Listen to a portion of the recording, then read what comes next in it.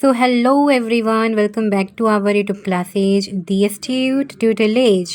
सो आज के इस लेक्चर में हम लोग करने वाले हैं class 9 Haris Agarwal and chapter हमारे पास है quadrilateral exercise 10B and question number 21। क्योंकि मैंने आपको प्रीवियस लेक्चर में क्वेश्चन नंबर 20 तक करा दिया था एंड आई होप कि आपको समझ में आया होगा एंड आपने सारे लेक्चर्स देखे होंगे। तो जैसा आप सबको पता होगा कि हम एक सीरीज़ को फॉलो करते हुए हर एक चैप्टर को करते हैं, जिनमें सबसे पहले हम उस चैप्टर के इम्पॉर्टेंट्स जितनी भी सारे इन्फॉर्मेशन है आप उसे बोलो बेसिक लेक्चर्स करते हैं, इंट्रो लेक्चर करते हैं, उसमें सारे कॉन्सेप्ट्स देखते हैं।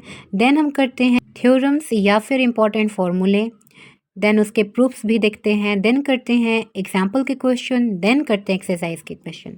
सो इस सीरीज़ को अगर आपने फॉलो किया तो आपको कहीं भी ऐसा कोई क्वेश्चन नहीं होगा जो आपसे नहीं सॉल्व होगा या ऐसा कोई भी कॉन्सेप्ट नहीं रहेगा जो आपका छूट जाएगा। तो फटाफट से जाके सब्सक्राइब कर लो एंड बेल आइकन को प्रेस कर लो, ऑन टाइम आपको वीडियो लेक्चर्स मिल सके। सब स्टार्ट करते हैं हमारा क्वेश्चन नंबर 21, जिसमें से हमसे कह रहा है कि ABCD is a rectangle in which diagonal AC bisect angle A as well as angle C so that ABCD is a square. आपको यहाँ पे स्क्वायर दिखाना है and diagonal BD bisect angle B as well as angle D, right.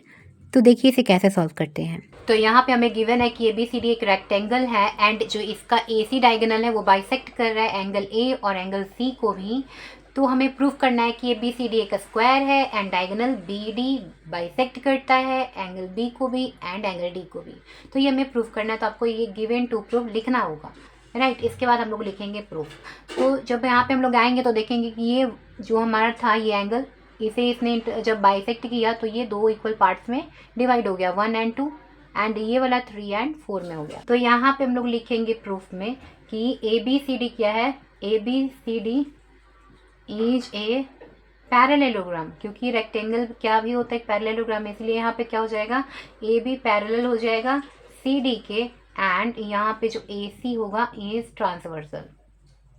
तो अब ये क्या करेगा कि ये ट्रांसवर्सल है तो एंगल 1 जो है वो एंगल 4 के क्या हो जाएगा, इक्वल हो जाएगा। रीज़न क्या होगा, alternate interior angles are equal, right.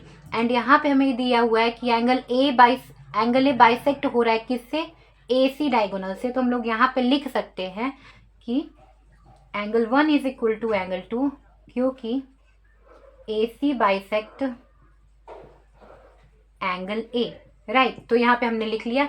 अब इन दोनों इक्वेशन से आप कंक्लूड कर सकते हो कि हमारा देखो ये भी एंगल 1 किसके इक्वल है, एंगल 4 के इक्वल है एंड एंगल 1 यहाँ किसके इक्वल है, एंगल 2 के इक्वल है। तो 2 होगा किसके इक्वल, 4 के इक्वल होगा। तो हम यहाँ पे लिखेंगे कि angle 2 is equal to angle 4, इन दोनों के कारण आया, राइट। तो अब यहाँ पे ध्यान से देखना, ये एंगल 2 एंगल 4 के इक्वल हो गया। और इस ट्रायंगल में आ जाओ ADC ट्रायंगल में, तो एंगल 2 एंगल 4 के इक्वल हो गया, तो इनके ऑपोजिट साइड भी क्या हो जाएंगे, इक्वल हो जाएंगे।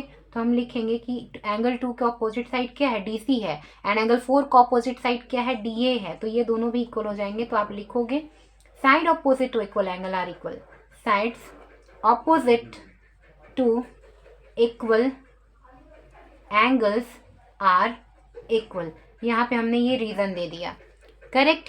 अब यहाँ से हमारा ये स्टार्ट होता है कि हमें क्या गिवन था कि ABCD एक रेक्टेंगल है तो इसके ऑपोजिट साइड इक्वल हुआ करते हैं।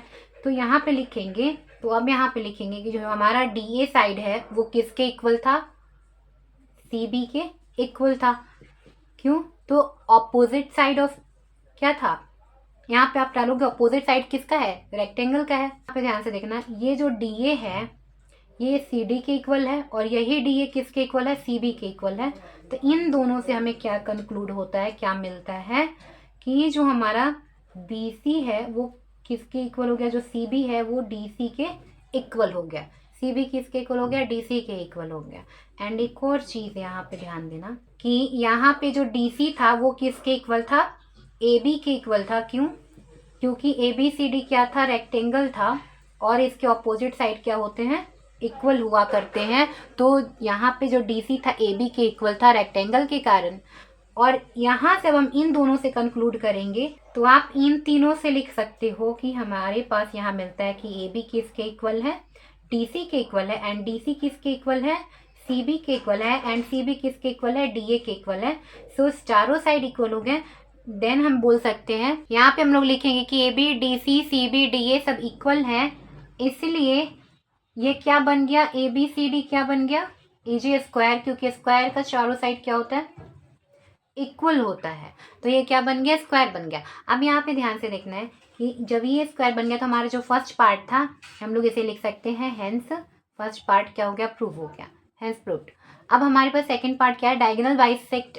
देखो डायगोनल बी डी बाइसेक्ट करेगा एंगल बी और एंगल डी को, तो अब हम यहाँ पे लिखेंगे, तो सेकंड वाले प्रूफ के लिए अब हम सिंपली लिखेंगे कि जब ये स्क्वायर बन गया तो जो होते हैं डायगोनल्स बाइसेक्ट इट्स एंगल, क्योंकि आपने तो पढ़ा ही होगा कि वो जो डायगोनल होते हैं स्क्वायर के ईच अदर को बाइसेक्ट तो करते ही हैं, पर वो एंगल्स को भी बाइसेक्ट करते हैं, राइट। तो अब इसीलिए यहाँ पे हम बोलेंगे, इसलिए so diagonal B D bisect angle B as well as angle D, right. तो ये एंगल बी को भी बाइसेक्ट करेगा एंड एंगल डी को भी बाइसेक्ट करेगा, हेंस प्रूव्ड।